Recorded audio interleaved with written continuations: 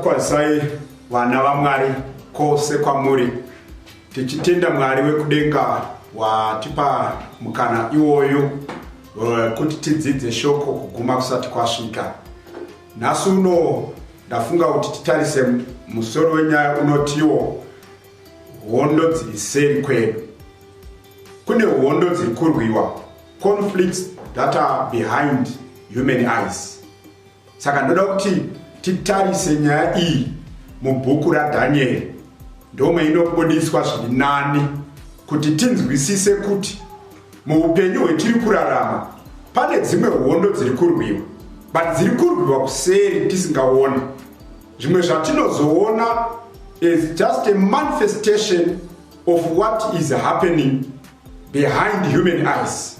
Saka ndoda kuti tiverenge bhuku yaDaniel chapter 10. Ndichaverenga nechishona ndozoverenga zvakare nechirungu kuti pfungwa iyi ijekere tose zvakanaka. Bhaibheri rinotiro pana Daniel chapter 10 pavhesi ya 1 to 3. Negore rechitatu raKoreshi mambo wePezhia, chimwe chinhu chakaratidzwa Dhanieri wainzi Bhetishaza. Chinhu ichi chakanga chiri chazvokwadi, chiri chekurwa kukuru. Akanzwisisa chinhu ichi nokuziva kududzirwa kwezvaakaratidzwa.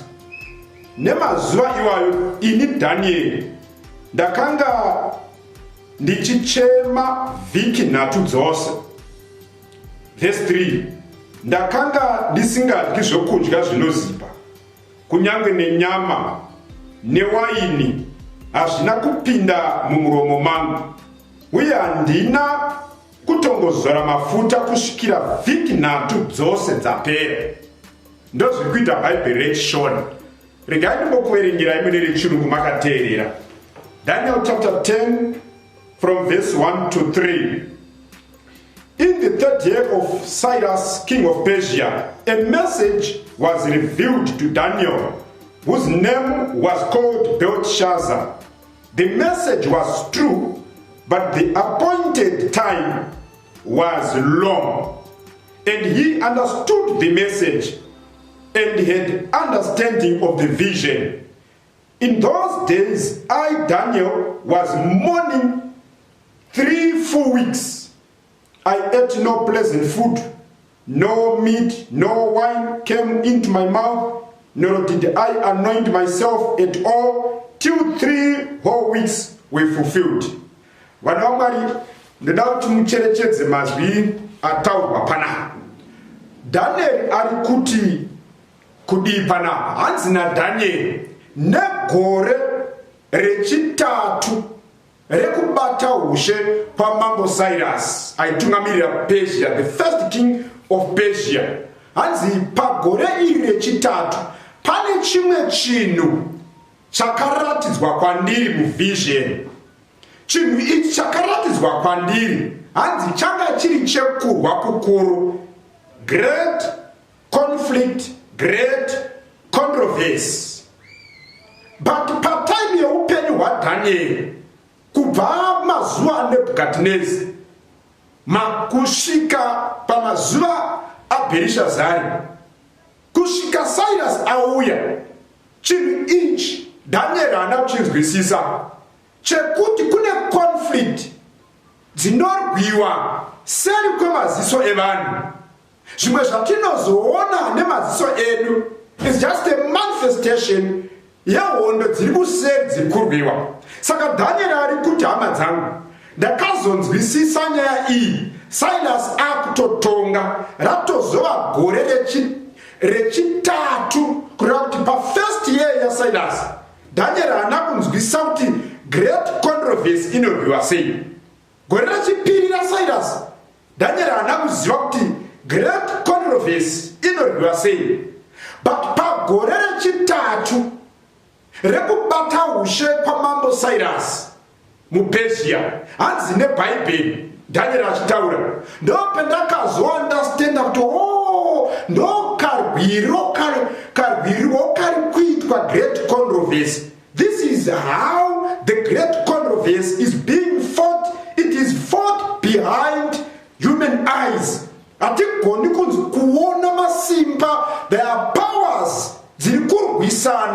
regai ndibva ndakuudzei masimba aya Danieri akazonzwisisa isimba raMwari nesimba rerima, simba raSatani. Hondo yakatangira kudenga, yakatanga Satani achipikisana naMwari. Hondo iyoyo hatiioni nemaziso evanhu, hativaoni karwiro kwavanoita zvinoitika seri kwemaziso edu. Zvatinozoona pamaziso edu is just a manifestation, kuratidzwa kwezviri kuseri zvisingagoneki kuoneka nemaziso evanhu.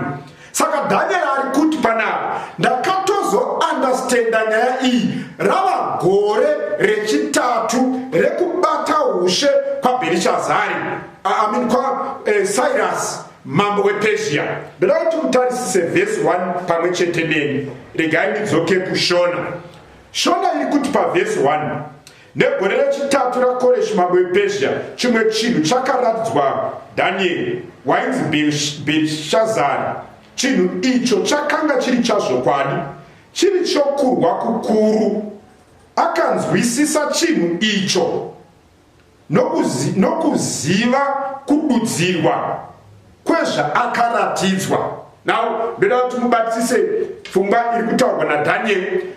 Bhaibheri kuratidza kuti panapa akaratidzwa vision yakamubatsira kuunderstand. Akaratidzwa vision, that vision yakamubatsira kuunderstanda kuti hondo iri kurwiwa kuseri yakamira sei. Iye anga asingaizivi. Mateerera verse 2 ichitaura. Verse 2 yati iyo panapa, nemazuva iwayo ini Danieri, right, ndakanga ndichichema vhiki 3, kureva kuti pataimi iyi yekuzoratidzwa kuti pane zviri kuitika Danieri akanga achinamata for 3 full weeks. He was in prayer. Ainamata. Verse 3 iri kuti anga achitsanya asingadyi zvose zvinozipa, asinganwi zvose zvinotapira kusvika 3 weeks dzapera. Patime yekunamata kwaaiita ikoko ndopa akaratidzwa Danieri, ndopa akaratidzwa vision. Vision iyi yakamubatsira kuunderstanda great controversy kuti inorwiwa sei.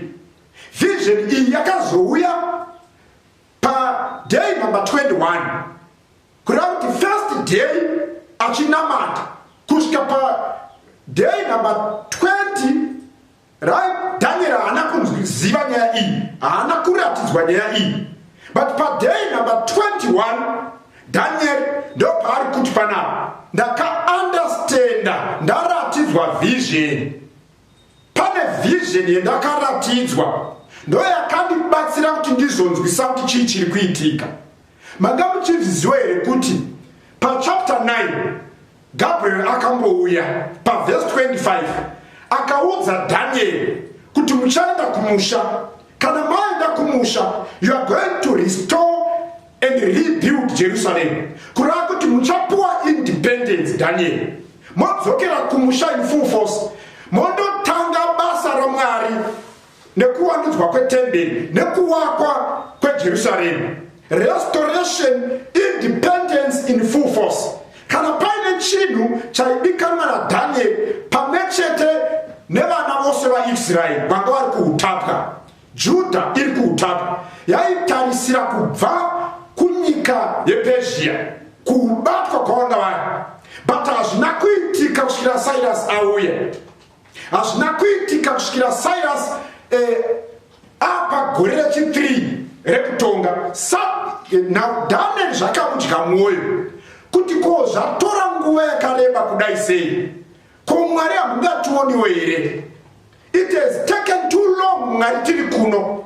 Ndakamboerenga bhuku raJeremiah 1 richitaura kuti zvichaita 70 years todzokera kumusha, zvino dzakwana. Saka sei tichiri kuno nhai Mwari? Inga makatuma wani Gabriel kuti ataure nyaya iyi. Gabriel akandiudza pachena kuti muchadzokera kuJerusalem, mondowandudza temberi, mondoita rebuild Jerusalem. Ko zvino nhai Mwari, zvorevei kuti nanhasi tichiri kuno. It has taken too long. Nguva yarebesa.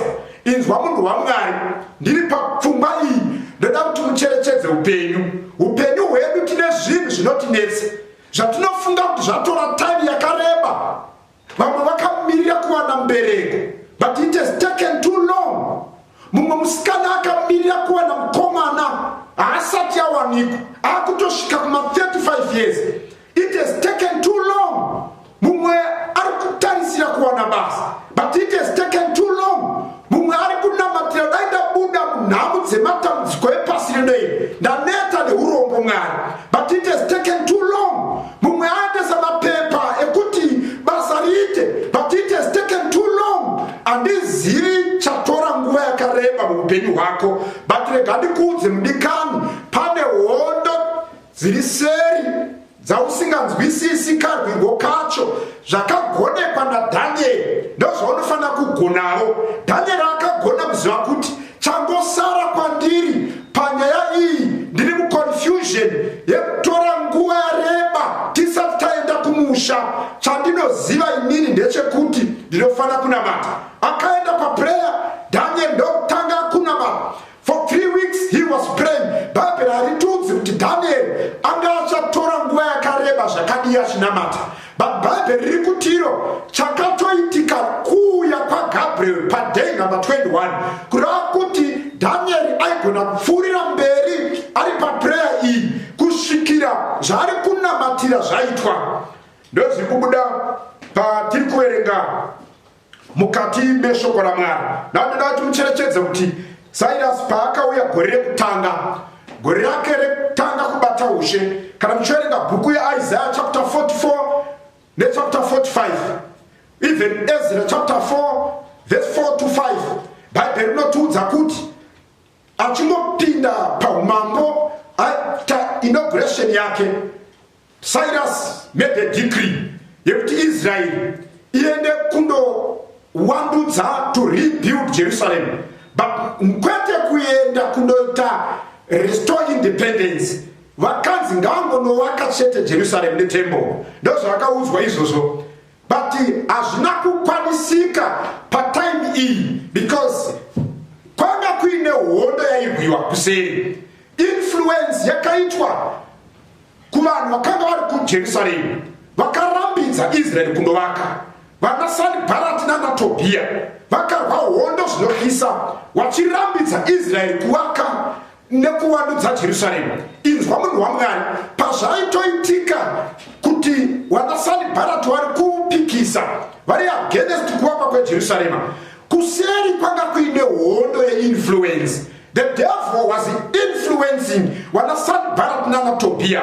The devil was influencing even magovernors etime iyi vakanga variko. Muchiverenga bhuku raEzra rinoratidza pachena kupanga kusina kumira zvakanaka. Hondo dzairwiwa uku dzaisaonekwa nemaziso. Taizoona Sanbalati ari kupikisa tofunga kuti ndo hondo yacho chaiyo, but hondo chaiyo yanga isingaonekwi nemaziso. Ndiye Satani aiva kuseri akanga achipikisa kuti Jerusalem hariwakwi.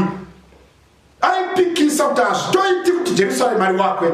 Aipikisa kuti Israel haifaniri kudzoka kumusha, because Satani aiziva kuti Israel ikadzoka kumusha kuzowandudza Jerusalem, ikadzoka yapuwa independence, ichawaka temple. Mutemple iyoyi ndo muchatsanangurwa, ndo muchabudzira kuuya kwaMesiya, iye muponesi wepasi rese. Saka Satani akazvimisira kuti Mesiya uyu haasi kufanira kuti abudzirwe, haasi kufanira kuti anzwisiswe, haasi kufanira kuti aparidzwe. Vanhu ava vakadzoka kuJerusalem kuwaka temple. Zvazviri kureva ndezvekuti hurumende yangu yaparara naMesiya. Saka zvonoita ndosadharara kurambidza Israel kudzoka kumusha kuzowaka nekuwandudza Jerusalem. Saka he was fighting.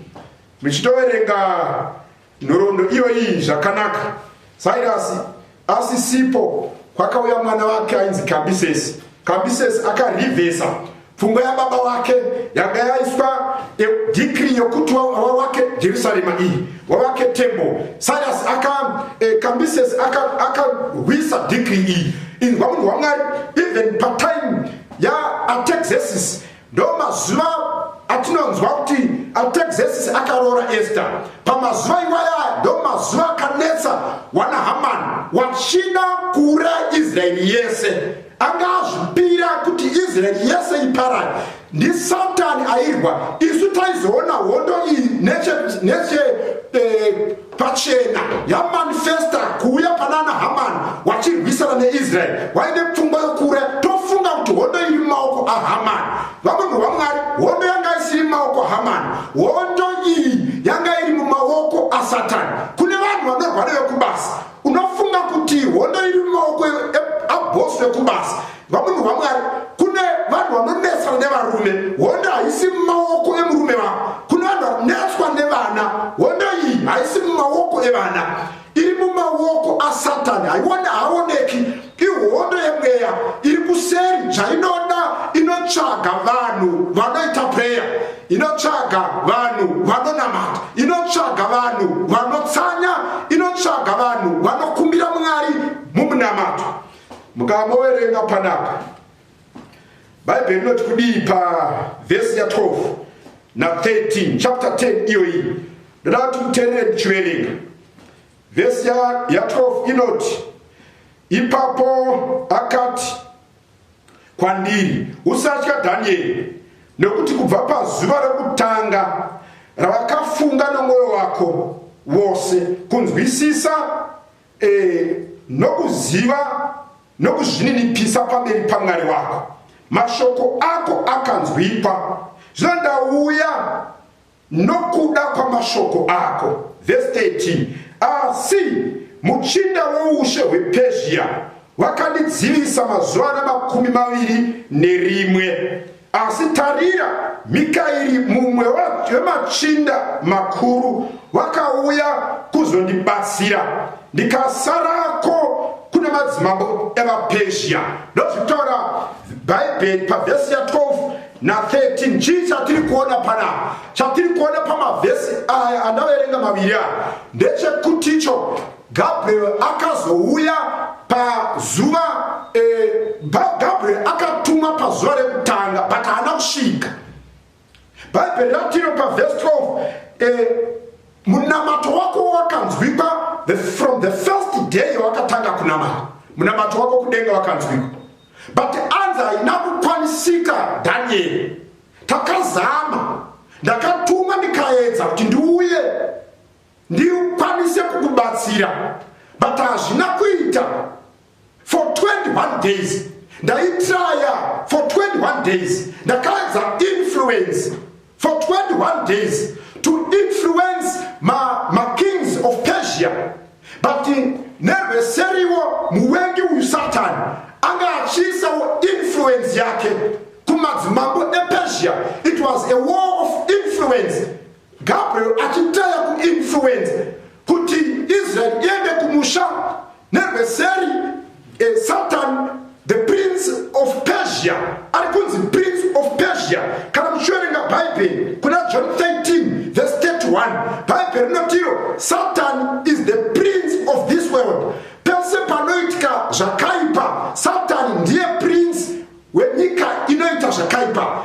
Ndiye anenge achinzi mambo weTire kubhuku ya Ezekiel chapter 28. Ndiye ari kunzi mambo wePersia prince of Persia kubhuku ya Ezekiel ya Daniel chapter 10. Ndiye ari kutaurwa panapa. Ndiye akanga achisa influence kuma kings of Persia kurapidza Israel kuti isaenda kundovaka Jerusalem. Nokuti kuvakwa kweJerusalem nekupuwa independence in full force kuJerusalem kwaireva kuti vana vaMwari vakuwana Mesiya. Mesiya uchazvarwa paBethlehema Efrata. Zvino kana azvarwa Mesiya, iyeyu Mesiya achadudzirwa netembo ichawakwa. Zvichaita kuti vanhu vose pasi rese vachaziva muponesi wavo wabva waponesa nyika inoyi muponesi uyu. Saka kupedza nyaya iyi ngatiparadzei Israeli yese maJudha ese but neinfluence yana Gabriel hazvina kuita saizvozvo. Gabriel ari kutiudza panapa kuti Daniel, musamhanya kupa Mwari mhosva, kune zviri kuseri. Atiti kana munhu akumbira torega kunzwa. Mwari anonzwa kudenga. Mwari akataura neni pa1st day yemunamato kati kune munhu anamata panyika. Patinoona minamato yedu ichiita seyadodoka, ngatizivei kuti kuseri kune nyaya. Pane nyaya dziri kuitika kuseri. Mwari ari kumira, Mwari ari kurwisa, Mwari atuma, Mwari apindura. Ndozvotaurwa naGabriel panapa. Nzwa munhu waMwari, hazvina mhosva zvaita sezvatora time muupenyu hwako usati wawana zvaunokumbira. Hazvina mhosva zvaita sezvatora time muupenyu hwako usati wawanikwa. Kune hondo dziri kuseri. Pamwe pacho Mwari ane zvidzidzo zvaanotendera. Paanombosiya muvengi uyu achiita izvi, Mwari anotendera zvimwe zvidzidzo muupenyu hwedu. Kune hondo dziri kuseri. Ndosaka zvinhu zvisina kumira zvakanaka muupenyu hwako. Kune hondo dziri kuseri. Zvochiita iwewe ndezvakaitwa naDhanieri panapa. Danieri akazvimisira kunamata. Bhaibheri riri kutiro for 3 full weeks Danieri anga asingadyi zvinozipa. Danieri anga asinganwi zvinozipa. Ari panguva yekunamata, ari panguva yekutsanya. Zvimwe zvacho zviri kutsvaga munhu anonamata, zviri kutsvaga munhu anotsanya nekunamata. Ndozviri kudikanwa. Tatarisana nezvinotinetsa muupenyu. Wamboita here mukana wekumbomira zvinokunakidza zvepasi rino, wombowane time naMwari, wonamata uchizvinyima zvekudya. Nyaya iri kukunetsa kungava kubasa inogadzirika. Nyaya iri kukunetsa kumurume wako inogadzirika. Nyaya iri kukunetsa pakudzidza kwako inogadzirika. Nyaya iri kukunetsa pakushaya mukomana inogadzirika. Nyaya iri kukunetsa pakushaya musikana wekutanga musha inogadzirika. Nyaya iri kukunetsa kuvabereki vako inogadzirika. Nyaya iri kukunetsa paurwere inogadzirika. Hakuna chinoramba naMwari. Udza Jesu, udza Mwari. Ndiye mubatsiri wako, ndiye mudzikinuri wako, ndiye nhare yako, ndiye wokuimba naye. Ndozvakaita Danieri panapa. Danieri akawimba naMwari. Ndozvakaita. So taudzwa pano kuti 1st day chairo Danieri anga atopuwa minduro, but haina kusvika. Bhaibheri rataura kuti Gabriel airwiswa nemuchinda wePezhia. Ari kunzi muchinda wePezhia, tatsanangura, ndiSatani. Ndiye muchinda wenyika ino iyi. Ndiye anorwa hondo achipikisana naMwari. Paurongwa hwaMwari anorwa nerweseri. Hatuoni nemaziso. Isu tinozoona zvinhu zvinotinetsa, tofunga kuti hondo iyi iri mukati memaoko evanhu. Kwete, haisi mukati memaoko avanhu. Tinozoona bosi kubasa achitinetsa, wofunga kuti hondo iyi iri mukati memaoko evanhu. Kwete, haisi mumaoko evanhu. Wofunga kuti pamwe mukomana wako akonzera kuti zvidai. Kwete, haisi mumaoko evanhu. Wofunga kuti ndiSabhuku ari kukonzera nyaya iyi. Kwete, hondo iyi haisi mumaoko evanhu. Hondo iyi iri mumaoko aSatani. Ndiye ari kupikisana naMwari. Saka ihondo yemweya iri kuseri, ihondo yemasimba asingaonekwi nemaziso evanhu. But pane zvatinoona imanifestation of what is happening behind our eyes. Ngatizivei kuti tinoipedza sei. Hondo idzi tinodzipedza nekunamata, kuteerera Mwari, kuuya pana Mwari, kuchema kuna Mwari mumunamato. Ndo anza, ndo inopedza hondo idzi dzepasi rino iri. Ndo zvekutaurwa neBhaibheri. Ndambokuudzai kuti Gabriel anga akataura kuna Daniel chapter 9 paverse 25 kuti Israel inofana kuenda piwa independence yayo, to restore and to rebuild Jerusalem. To restore and to rebuild Jerusalem.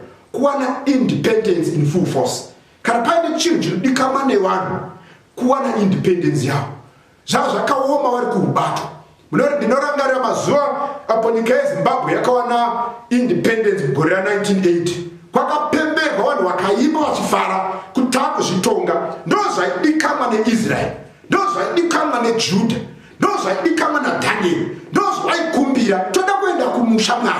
Kana taenda kumusha tinonyatsoziva kuti chokwadi kana takumusha takukwanisa kududzira Mesiya, kuuya kwaMesiya, takukwanisa netemberi yedu kutaura zvazvinoreva kuponeswa naMesiya, takukwanisa kutaura netemberi iyi pakurava kwemakwai zvazvinoreva kubva mukati mechitema.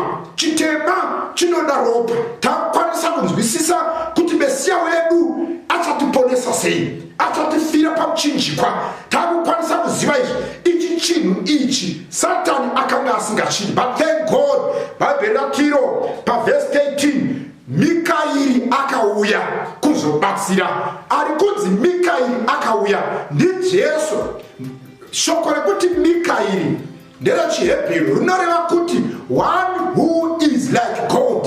Iye Jesu Kristo pachake akauya akabatsirana naGabhrieri pahondo iyi.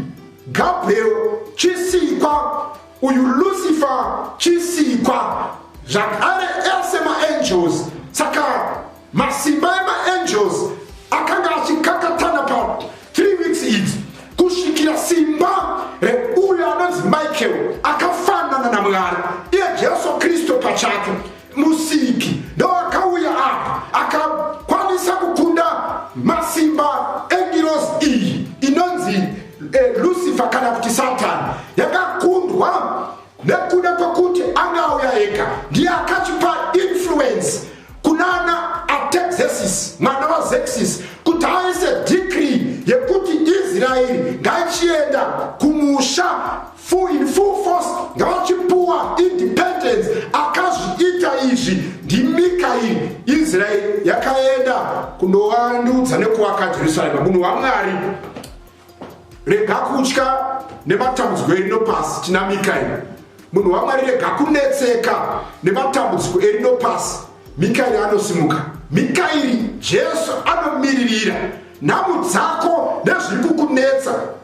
Iwe namata Mikairi anogadzirisa. Hakundwi nechisikwa, hakuna ngirozi inotipre, hakuna dhimoni inotipre. Satani haagoni kutipre Mikairi kana asimuka. Dai Mwari wekudenga akukomborerai mwaita pfungwa iyi yekunamata nekutsanya pane zviri kukunetsai.